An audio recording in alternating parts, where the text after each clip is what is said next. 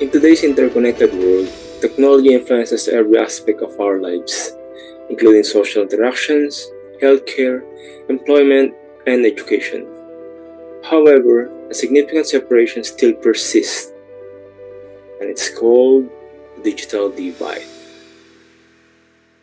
The digital divide refers to the gap that exists between people who have access to modern technology and those who do not. This gap encompasses more than just the ownership of gadgets. It also includes a wider range of issues, including digital literacy, high-speed internet access, and adept use of online platforms.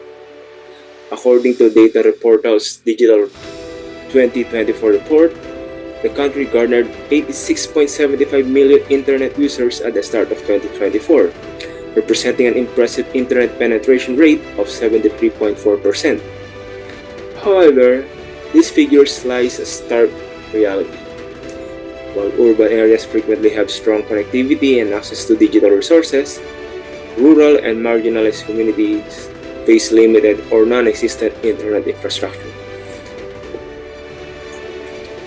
This disparity highlights the critical need for coordinated efforts to close the digital divide and ensure equitable access to the internet's transformative power across the country.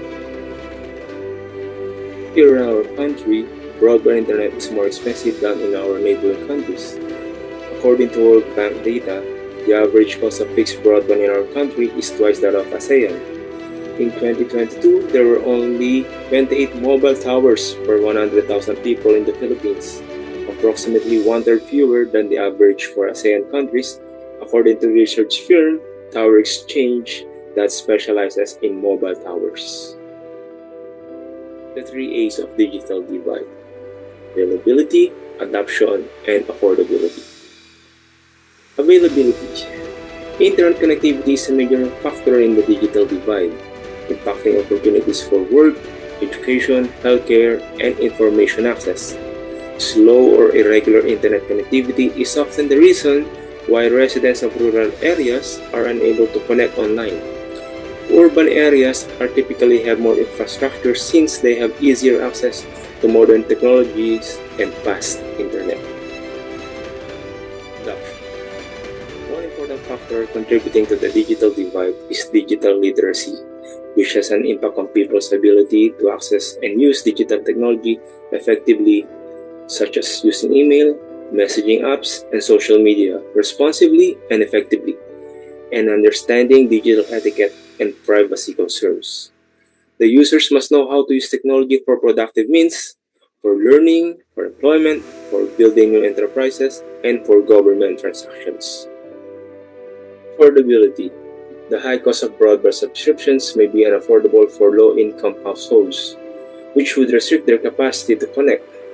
Low-income families may be forced by financial constraints to select less dependable or slower options. In many underserved urban and rural areas, high-speed internet access could not be available at all. The high prices of modern computers, tablets, and smartphones may be beyond the means of low-income families. Bridging the digital divide in the Philippines requires a multimodal approach that takes affordability, accessibility, and digital literacy into considerations. Here's a more detailed look at sample strategies for each category aimed at bridging the digital divide in the Philippines. Improving infrastructures. Creating fiber optic networks, we need to work with telecom companies to construct fiber optic links in order to give high-speed internet access to rural and underdeveloped metropolitan regions. Let's urge the telecom providers to invest in expanding and updating their mobile networks, particularly in remote areas with inadequate service. Affordability initiatives.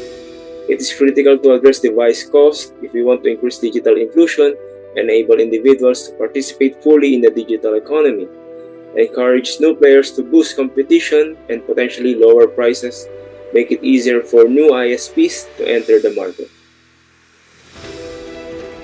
Enhancing digital literacy. Develop and promote the implementation of standardized curriculum for digital literacy in schools that emphasize the fundamental abilities required in today's workforce. Government support. To promote broader adoption of digital technology, the government can provide business and individual with subsidies and incentives. Additionally, they can offer grants, tax exemptions, and low-interest loans to companies that want to offer internet services in underserved areas. We must close the digital divide if we are to advance equality, give people more power, and ensure that everyone can flourish in the digital age. As we move forward, it is imperative to remember that having access to technology is a right, not simply a privilege. Thank you.